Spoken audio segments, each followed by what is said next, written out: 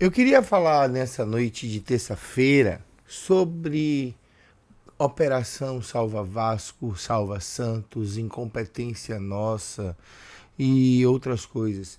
Primeiro fazer um disclaimer.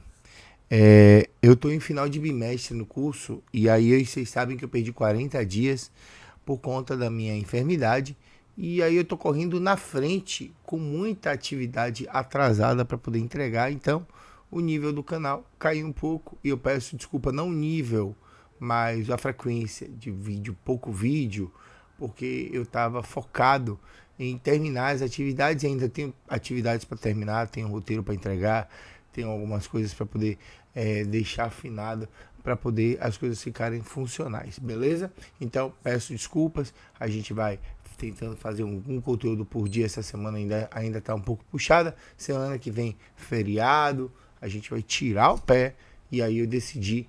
E aí não era nem um vídeo para me explicar e tal, acho que ninguém precisa saber disso, mas eu preciso também tirar o pé, descansar, cuidar de mim. Afinal de contas, foram 40 dias onde eu ressignifiquei muita coisa.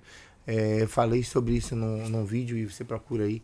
E a gente está falando sobre, para além de saúde mental, está falando sobre saúde física, sobre integridade, sobre manter-se bem, sobre estar bem, sobre querer viver uma vida de qualidade. E aí vamos e convenhamos, talvez produzir conteúdo o tempo todo, tratando com desire o tempo todo, ou de notícias não tão boas o tempo todo, não deixa a cabeça de ninguém tão boa. E aí é importante trazer para vocês as informações logo no começo do vídeo, para que vocês fiquem cientes. Lembrando que a campanha para poder ainda você poder fazer a ajuda para o meu notebook continua. Pix está na descrição. Eu não arrecadei quase nada, mas agradecer aí a galera que está contribuindo. Por que eu estou falando não arrecadei quase nada? Porque o que eu arrecadei já está guardadinho na poupança, bonitinho, o valor separado. E o valor do notebook é muito caro. O mais em conta para minha realidade é 6 mil, 7 mil reais. Então para mim, humanamente hoje, para João Luiz é impossível comprar um equipamento desse calibre, desse porte, porque a saúde financeira do canal não é das melhores. Se você puder contribuir, Pix está na descrição. Vamos lá. Eu ouvi dizer muito sobre a Operação Salva Vasco no jogo do América e eu qualifiquei o menino do América como tiração de foco, tirar o foco da sua incompetência para poder colocar o foco na luta de outro.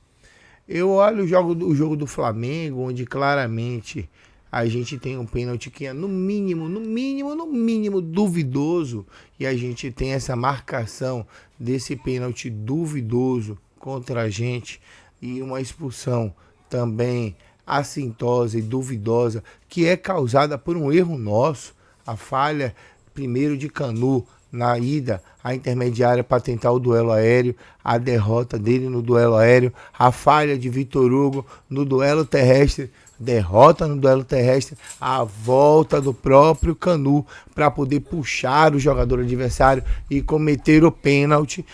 E aí o pênalti não, a expulsão, e a gente vê o quanto a gente foi incompetente, não, porque era uma falta para amarelo e o juiz admoestou e apresentou cartão vermelho.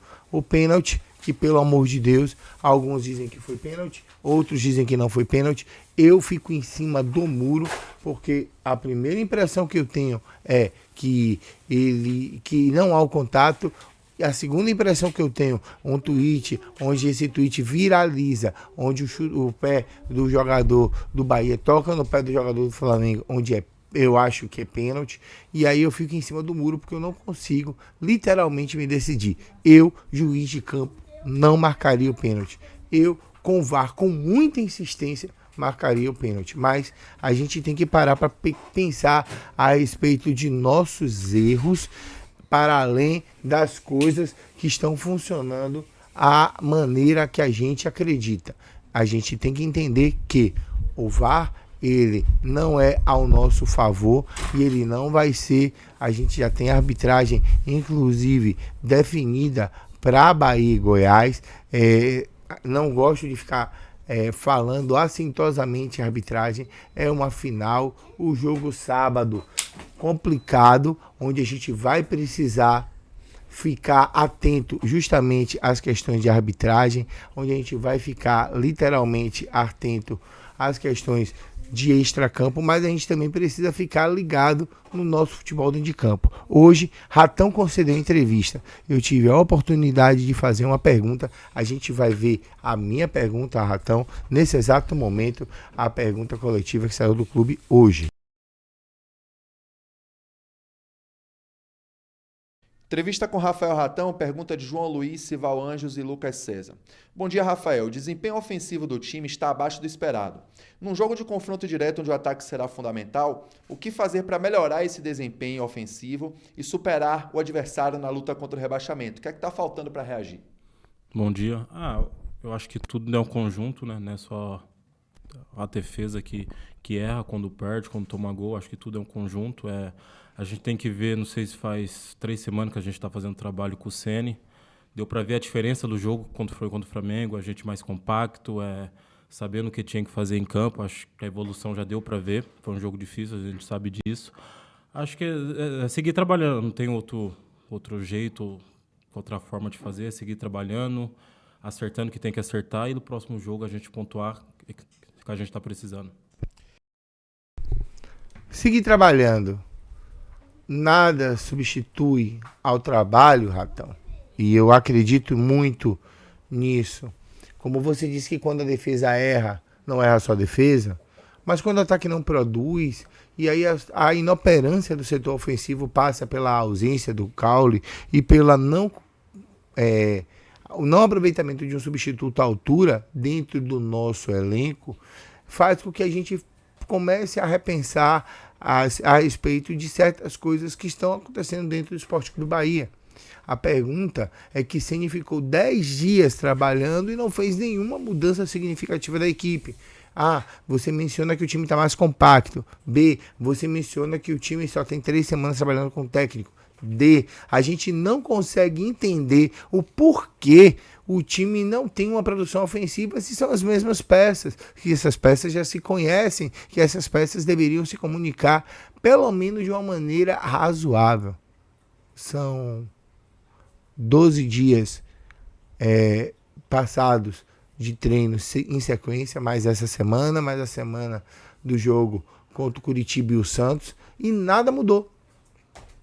Gabriel Xavier continuou comendo banco, Vitor Hugo e Canu continuaram sendo zaga, né?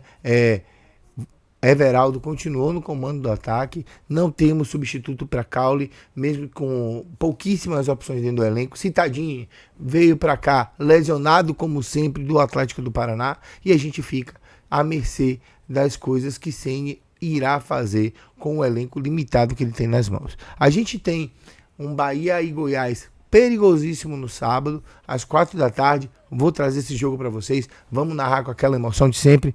Já estamos com a voz aí beirando a 60%. Então vai dar para fazer Bahia e Goiás e Bahia e Grêmio de boa. Bahia e Grêmio eu vou contar com o Antônio Jacques, direto de Pituaço.